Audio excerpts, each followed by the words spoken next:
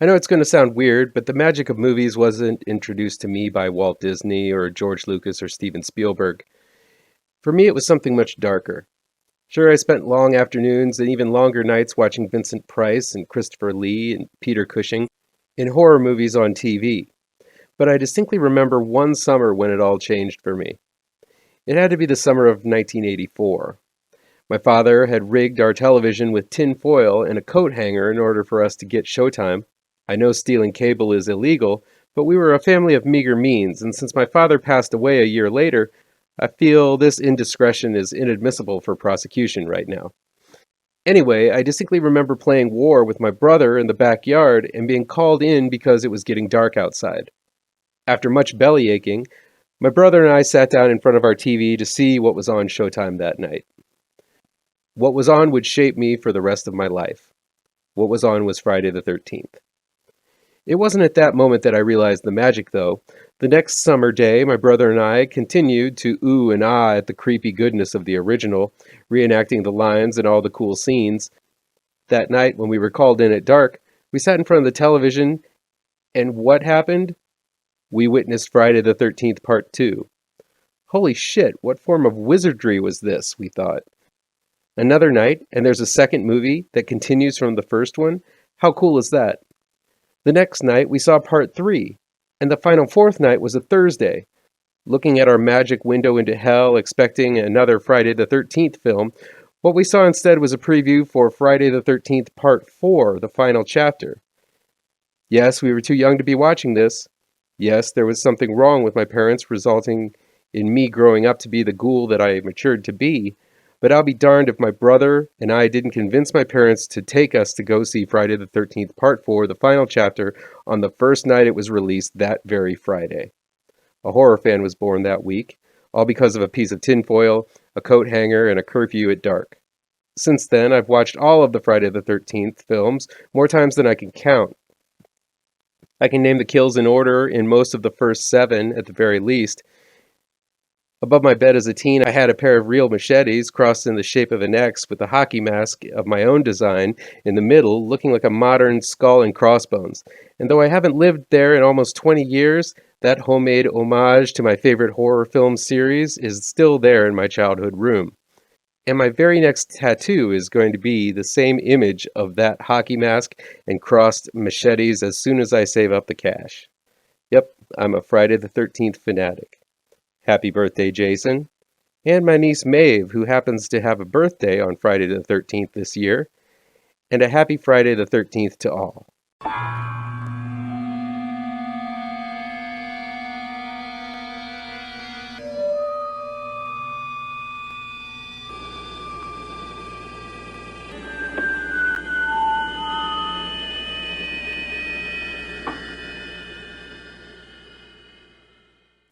Welcome back to ML Miller Frights, a part of the Kings of Horror Network.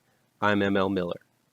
While you might be watching this video on the Kings of Horror Network, I urge you to click over to my ML Miller Frights page and give it a like, share with your buddies across the electronic superhighway, click subscribe to this channel, and don't forget to ring that bell for notifications. Please get the word out to new folks so we can make the Kings of Horror Network, as well as ML Miller Frights, bigger and better. Be on the lookout for a new Kickstarter campaign for an anthology I participated in called Nightmare Theater.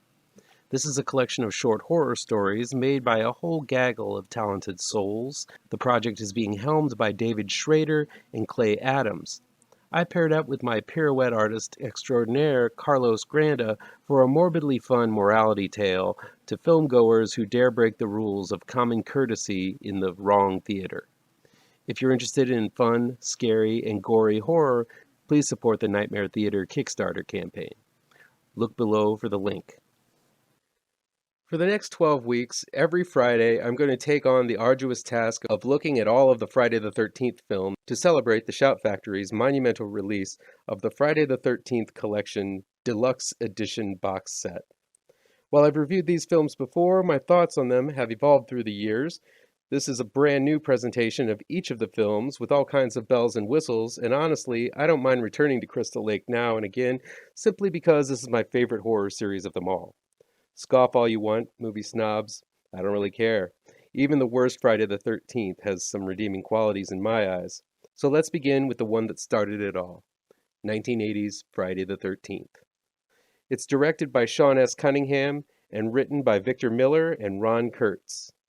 I think those who poo-poo the Friday the 13th films can acknowledge that the original is a well-made, gory thriller. At its heart, Friday the 13th is a whodunit, with the villain only seen from the waist down most of the time, making his or her way through the woods and killing counselors when they wander off alone. What started out as an open ripoff of Halloween somehow gained a life of its own with a unique script by Victor Miller, a score to die for by Henry Manfredini, phenomenal special effects by Tom Savini, and a small but charismatic cast. Sean S. Cunningham struck gold using the same tools Halloween used just 2 years prior. When I saw the original, I hadn't heard of Mario Bava's Bay of Blood, aka Twitch of the Death Nerve, which Friday the 13th and its first sequel borrow heavily from. All I knew was that there was something about this film that struck a chord in me that couldn't be beat. The film starts out quiet. A POV cam catches a pair of camp counselors leaving a sing-along and finding a quiet cabin to have sex. The counselors are disturbed by someone they recognize, and are brutally murdered. Yes, we've seen these first kills before, but this one sets the stage. It resonates and sets the standard while teeing up the mystery. Who is this killer? How did these unlucky camp counselors know this person? Why is the murder being committed? Unlike most mysteries, the clues aren't there in the opening moments for the audience to piece together. Instead, it's a secret buried by years of superstition and shame in a small rural town. Years later, a group of kids try to reopen the camp, including the innocent girl next door, Alice, played by Adrienne King, who has all of the final girl qualities: smart, resourceful, spunky, maybe a little naive, yet capable of great strength when necessary. And a few others, including Kevin Bacon in one of his first roles. They run into the local crazy man, Crazy Ralph, played by the amazingly creepy Walt Gorney, who warns them that Camp Crystal Lake is jinxed with a death curse, and the kids are later educated by a local sheriff of the camp's sordid history. Known as Camp Blood by the locals, much death and catastrophe have occurred along the seemingly serene waters of Crystal Lake. But will these kids listen to reason and leave? Of course not. This is a horror movie. And soon enough, the bodies start piling up until one lone girl is forced to go toe-to-toe with the killer. One thing I noticed this time around is how natural and funny this film is as we get to know the cast in the opening 45 minutes. There are some tropes being used, such as the prankster who acts dead only to really be alive for a shock scare, and the lovers who can't keep their hands off of one another. I also noticed that Alice, played by Adrienne King, is not the innocent virgin that came to be the calling card of the final girl. While we never see her have sex, she smokes pot and participates in strip monopoly. She has a relationship with Steve Christie, Peter Brower, who she obviously slept with the night before, as indicated through their conversation about her art. But she also is very flirtatious with Bill, played by Harry Crosby, son of Bing. And if you read the novelization of Friday the 13th, it indicates that the stuff Alice wants to take care of in California is another relationship she has with a college friend. She's not a doe-eyed noob. Alice got around, and if you're following the rigid cliches of horror that were established later in the series, she'd be dead meat along with the rest. I also really love the flirtation between Ned, the prankster played by Mark Nelson, and Brenda, Laurie Bertram. And while Kevin Bacon really doesn't dazzle here as Jack, Marcy, Janine Taylor, is absolutely lovable and charismatic in every scene she's in, be she imitating Katharine Hepburn in the bathroom or talking about her disturbing dreams of rain and blood. Let's not forget the perky Annie, played by Robbie Morgan, who helps us all get caught up on the local lore as she makes her futile attempt to hitchhike to Camp Blood. All in all, this is a cast that really feels organic, and they look like people you might meet on the street rather than the underwear models the latter installments used. Without Henry Manfredini's iconic score, Friday the 13th would not be the classic that it is lauded as today. I'm not just talking about the ch-ch-ch sound, or more accurately, kill, kill, kill, ma, ma, ma, which has grown to be an entity all its own. I'm talking about the wonderful screeching violin crescendos, the twinkling water drop chimes, the symphonic crashes indicating frights and built tensions. I noticed this time around that the music only occurs when the killer is present, and the film avoids the piano bang or jump scares that the usual horror movie has, and is still afflicted with.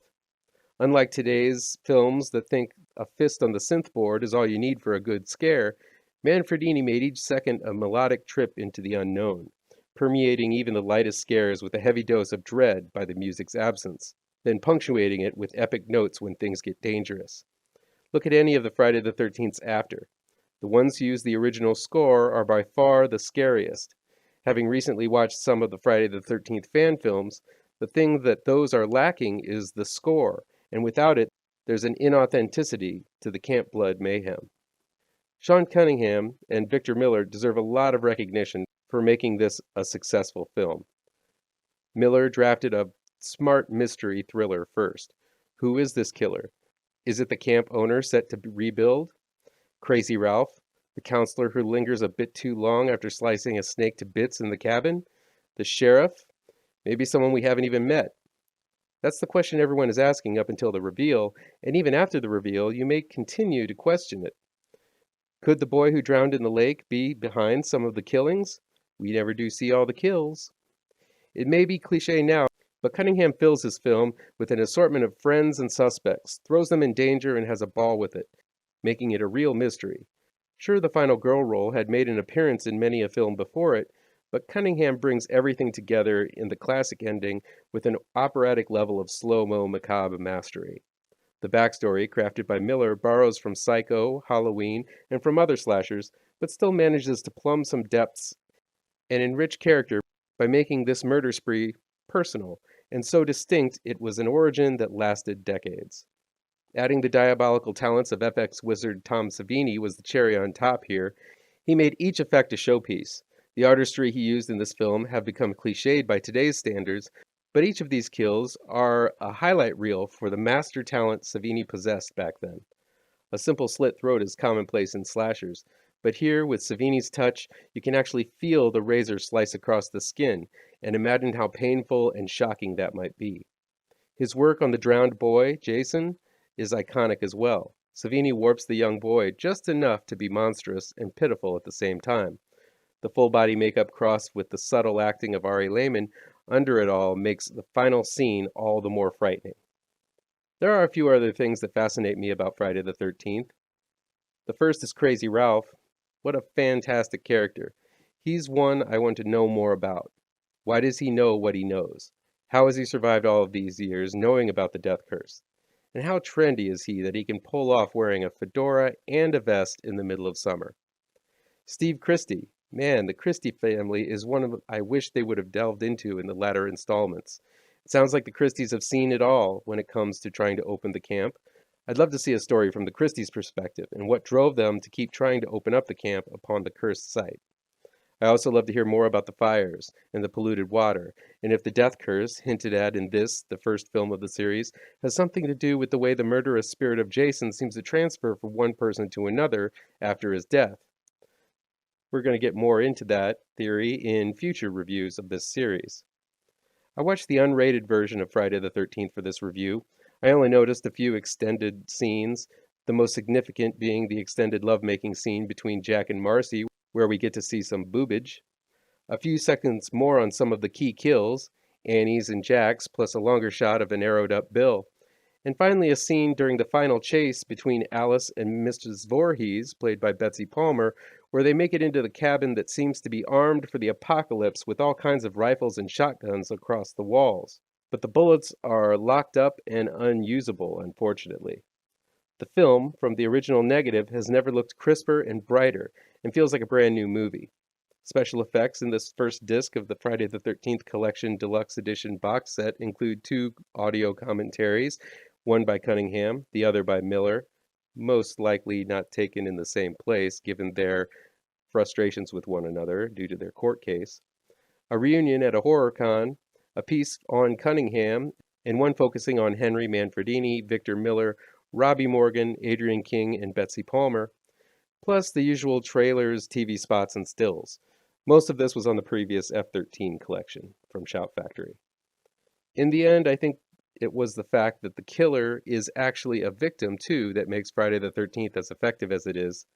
The rage behind the killer's madness is somewhat understandable. Kids are assholes sometimes. And the way the film caught on and birthed so many sequels is equally understandable given that it plays into the rebelliousness of youth and offers them a boogeyman to fear, understand, and root for all at once. Unlike the films after it, which pretty much use the same formula over and over again, Friday the 13th, 1980 may not have been the first, but it definitely sets the stage for all slasher films to follow. That'll be it for today. Please chime in the comments and let me know what you think of this video, how on the nose or mind-numbingly wrong I am, or you can counter with your own review. If you like this video, please pound that thumbs up button. Share this video with your social media addicted pals. If you're looking for written reviews, you can find them on mlmillerwrites.com. Don't forget, I have 2 new horror comic book trade paperbacks you should look for. Grave Trancers is out right now, and Pirouette, collecting never-before-published issues, will be out in November 18th in only the finest of comic book stores. And be sure to subscribe to this channel and ring that bell for alerts to be the first to see my future videos. Thank you so much for your time, and take care.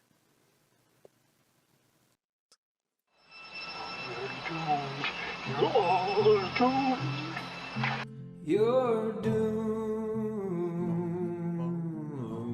to live the life you're meant to be, stuck inside your